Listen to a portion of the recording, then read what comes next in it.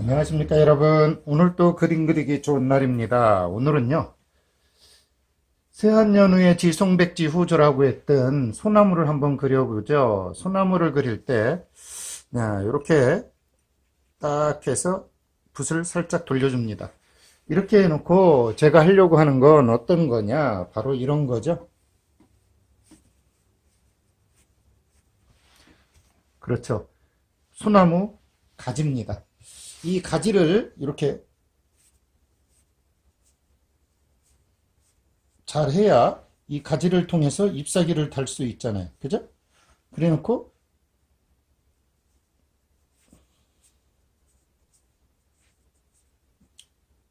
이 가지에 매달린 이 송잎, 송침에 대해서 기본적인 느낌이 있어야 되겠죠. 이렇게 해놓고 송침을 저는 여러분들에게 그 이야기를 했죠. 많이 다는 거 싫어한다. 이렇게 해서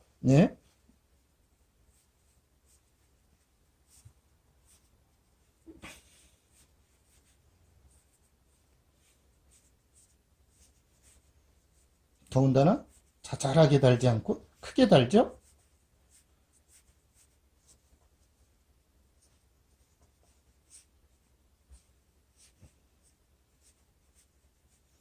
이렇게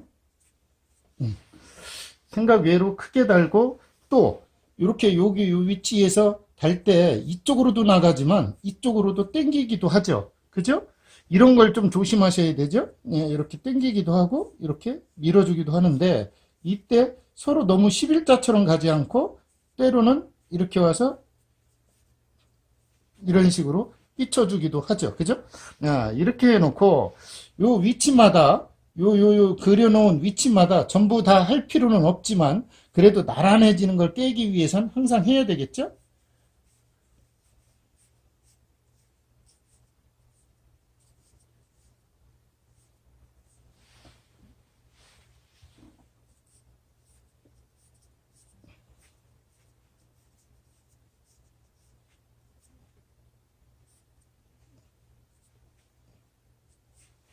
이렇게 그려줍니다.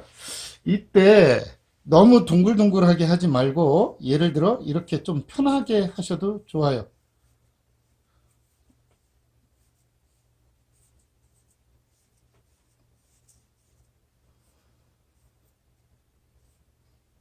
이렇게 작은 것도 있고 큰 것도 있고. 어떤가요? 이래 놓으면 송침이 어느 정도 정리가 되죠. 저는 이 송침을 많이 그리는 것도 여러분에게 보여드렸고 적게 그리는 것도 보여드렸지만 저는 개인적으로 문인화를 이렇게 해서 작품을 할 땐 되도록이면 적은 걸 선호합니다. 그것은 무성해서 많이 소유하고 있는 것보다 적어서 합처럼 삐쩍 마른 고고함을 제가 좋아하기 때문이잖아요. 이것은 마치 그림을 그리는 사람이 자기 의지를 집어넣는 것과 같아서 그런 일들은 뭐 누구나 다 자기 품고 있는 생각대로 그리시면 좋겠습니다. 이런 식으로 넣어주고요.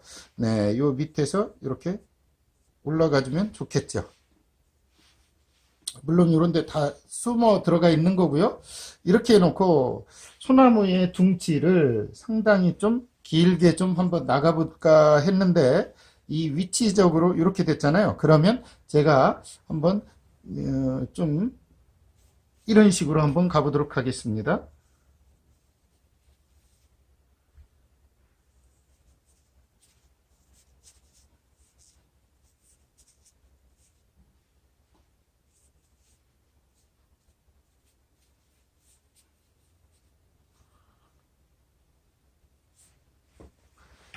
음,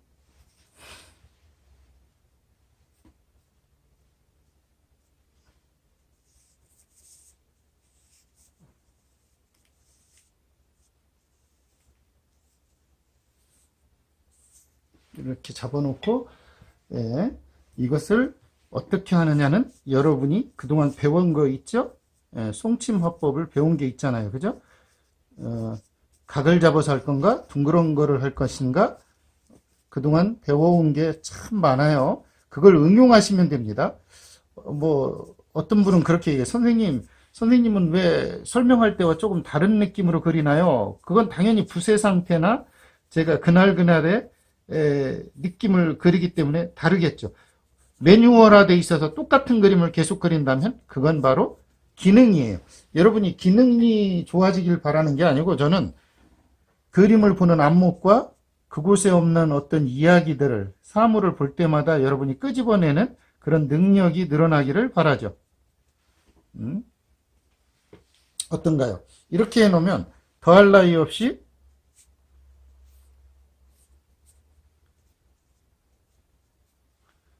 느낌들이 오겠죠?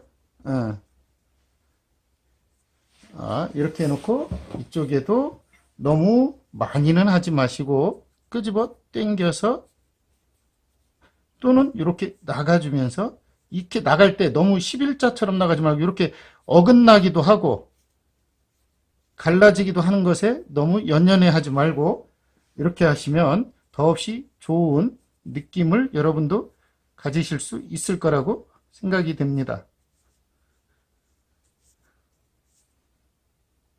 이렇게 휘기도 하고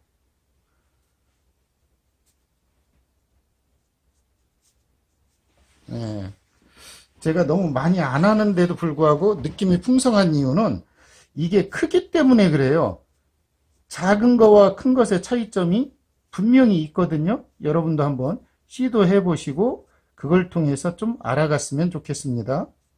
이렇게 들어가 있는데 들어가고 없는데 없고 이런 느낌으로 솔립을 해주고요. 당연히 여기에 송화가 매달리는 그 자리도 있겠죠. 지금 이렇게 있는데 이렇게 똑 떨어진 곳에서 뭐가 하나 툭 와서 여기 하나만 탁 해주면 보십시오. 그 위치적으로 아주 여기에 뭘 많이 하라는 얘기가 아니라 이렇게 하나만 이렇게 있어도 그것도 너무 둥그렇지 않게 이런 식으로 음,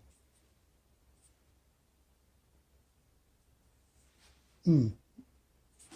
이렇게 해놓고 이제 지금 제가 여기에 뭐를 할까요? 그렇죠. 여러분이 잘 아는 소음화가 맺히는 그걸 해보도록 할게요.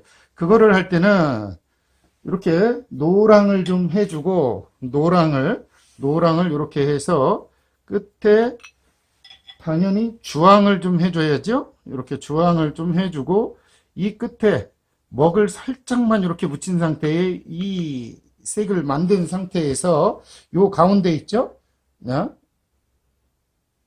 이렇게 탁 내려옵니다. 이렇게 다시 한번 그렇게 비벼서 주고 한번 해봅니다.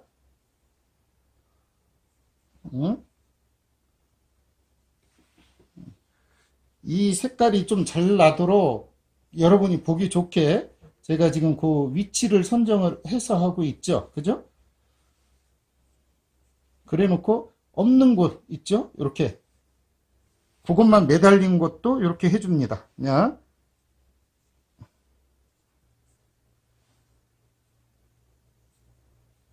이렇게 매달린 것도 살짝만 이렇게 해줍니다. 그러면 더할 나위 없는 어떤 게 돼요? 송침 화법이 완성이 되죠. 그런데 여기에 제가 이렇게 하고 끝내는 게 아니라 어떻게 끝내느냐. 지금 저 도도도둑 매달린 저곳에 사실은 여러분도 이걸 잘 아셔야 돼요. 윗부분은 진하고 밑에 부분은 열이거든요. 이렇게 해서 노랑과 이렇게 끝에 흰색 그리고 이렇게 조금만 묻혀서 여기에 이렇게 해줘야 돼. 이게 뭔지 알죠? 그렇죠. 가루처럼 이렇게 딱 비변하는 요 느낌이 있어야 돼요. 요 느낌이. 다시 한번 이걸 여러분에게 제가 길게 보여주는 이유는 연습하라고 그러는 거예요. 실제로 뭐 길든 짧든 그거는 여러분의 마음입니다. 이렇게 어떤가요? 이렇게 하니까 소나무의 그 느낌이 확연히 살면서 세한연우 지송백지 후조라고 했던 찬계절이 와서 모든 잎이 다 떨궈져야만 이 친구의 지조를 알 수 있는 거죠. 사람도 그런 것 같아요. 주식남봉, 즉 술과 밥을 먹을 때의 벗들은 많을 수 있지만 그것이 끊어진 후에의 벗이 몇 명이 있을까요?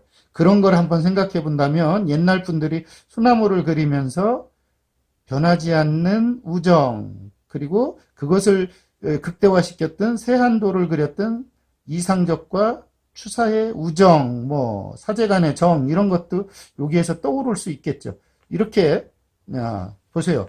이렇게 해놓으면 더할 나위 없는 소나무가 완성이 되는 거예요. 물론 여기에 어떤 분들은 연지와 그리고 검정 내지는 주황과 이렇게 연지를 섞어서 끝에 검정을 조금만 이렇게 찍어서 이렇게 비벼준 요 색을 가지고 끝부분에 이렇게 더 넣어주기도 해요. 이렇게 윗부분도.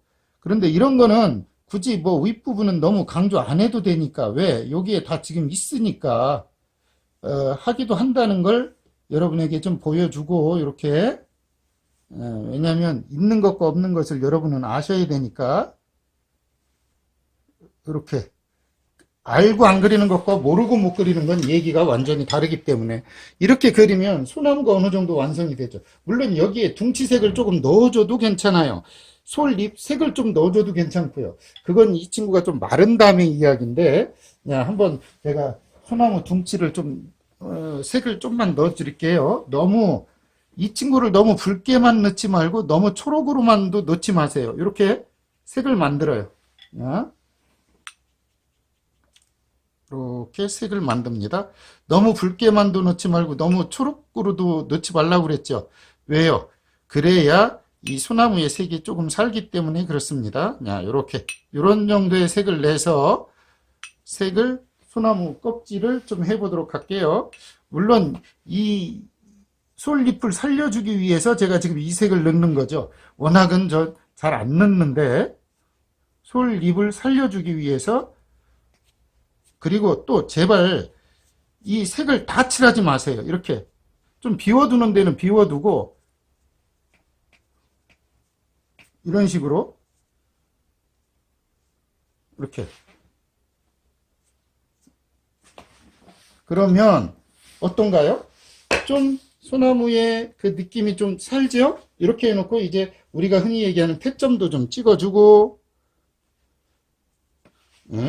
태점도 좀 찍어주고, 그리고 살려줘야 될 부분을 조금 더 어둡게 해주기도 하고, 그곳에 색을 넣기도 하고, 뭐 그래요. 어떤가요? 이것이 소나무의 기본적인 그림이에요. 이것을 그리신 후에 여기에 이제 죽어가는, 소위 말하면 죽은 나무 껍질도 이렇게 내려와서, 예를 들어서 이렇게 있으면 여기서 이렇게 죽은 껍질도 좀 있고, 그렇죠. 그죠? 어디나 나무는 그런 게 있으니까 그렇게 딱 해주면 더할 나위 없는 소나무의 그림이 완성이 되죠. 여러분들도 오늘 변치 않는 소나무의 그 기상이 좀 그리운 날에는 저처럼 이렇게 그런 느낌으로 한번 그려보시는 건 어떨런지 해서 제가 오늘은 소나무의 기본 그림으로 여러분에게 알려드렸고요. 다음 시간에는 이것을 색을 잎사귀에 색도 칠해보고 또 내지는 세안사무도 같은 것들을 통해서 결합구조는 어떻게 변하는지를 여러분과 만나보도록 하겠습니다. 오늘 소나무 기초 그림이었고요. 이 솔잎에 노랑, 연두, 수감을 이용한 색감칠하는 것도 있으니까 그거는 좀 이게 잘 마른, 화선지가 잘 말랐을 때 이야기거든요. 그런 것도 좀 한번 해보신다면 더할 나위 없는 그림 그리는 법이 완성되리라 생각합니다. 오늘은 여기까지고요. 다음 시간에 또 다른 그림을 가지고 여러분과 만나 뵙도록 하죠. 감사합니다.